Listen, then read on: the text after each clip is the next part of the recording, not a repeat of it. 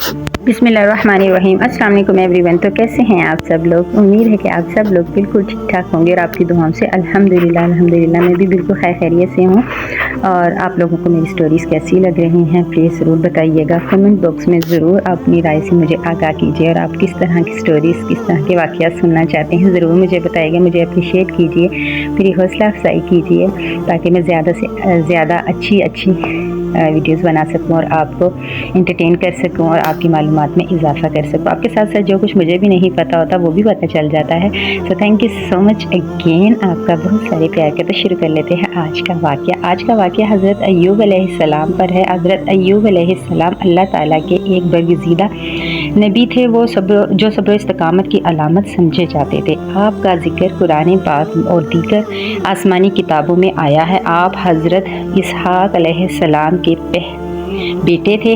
हज़रत ईस के नस्ल से थे और आपका ताल्लुक़ शाम या उर्दन के इलाके से था। आपको अल्लाह ताला ने बेशुमार नेमतों से नवाजा था, लेकिन आपकी ज़िंदगी में कई आजमाइशें आईं जिन्होंने आपके सब्र और ईमान को एक मिसाल बना दिया। सुभान अल्लाह। हज़रत अय्यूब अलैहिस्सलाम को अल्लाह ताला ने बेपनाह मालो दौलत, ज़मीनें, मवेशी, खादिम और एक बड़ी खुशहाल औलाद अता की थी। आपके पास हज़ारों की तादाद में जानवर और वसी खेतियाँ थीं। आपकी अहलिया एक नेक और वफ़ादार खातून थी जिन्होंने आपका हर मुश्किल वक्त में साथ दिया। आप खुद निहायत नेक, इबादत गुजार और मेहरबान इंसान थे जो लोगों की मदद करते और अल्लाह की राह में खर्च करते थे। अल्लाह ताला ने हज़रत अय्यूब अलैहिस्सलाम को आज़माने के लिए एक बड़ी आजमाइश में मुब्तला किया। आपकी तमाम दौलत, ज़मीनें, मवेशी और खादिम यके बाद दीगरे ख़त्म हो गए।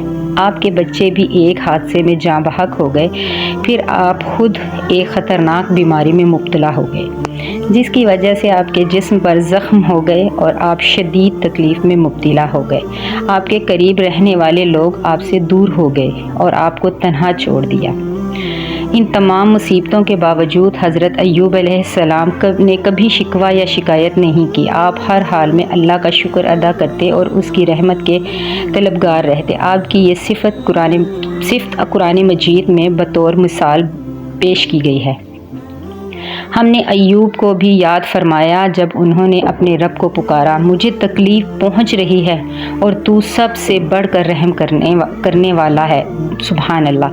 हज़रत अय्यूब अलैहिस्सलाम की अहलिया ने उनका हर मुश्किल वक्त में साथ दिया और आपके लिए खाने का बंदोबस्त करती और आपकी खिदमत करती। यहाँ तक कि जब हालात मज़ीद ख़राब हुए तो उन्होंने लोगों के घरों में काम करना शुरू कर दिया ताकि हज़रत अय्यूब अलैहिस्सलाम के लिए खाने और ज़रूरत का बंदोबस्त कर सकें। कई सालों की तकलीफ़ और आजमाइश के बाद हज़रत अय्यूब अलैहिस्सलाम ने अल्लाह से दुआ की, ऐ मेरे रब, मुझे बीमारी ने आ लिया है और तू सब रहम करने वालों से बढ़कर रहम करने वाला है, बेशक इसमें कोई शक नहीं। अल्लाह ताला ने हज़रत अय्यूब अलैहिस्सलाम की दुआ कबूल फरमाई और उन्हें हुक्म दिया कि वो अपनी एड़ी ज़मीन पर मारें।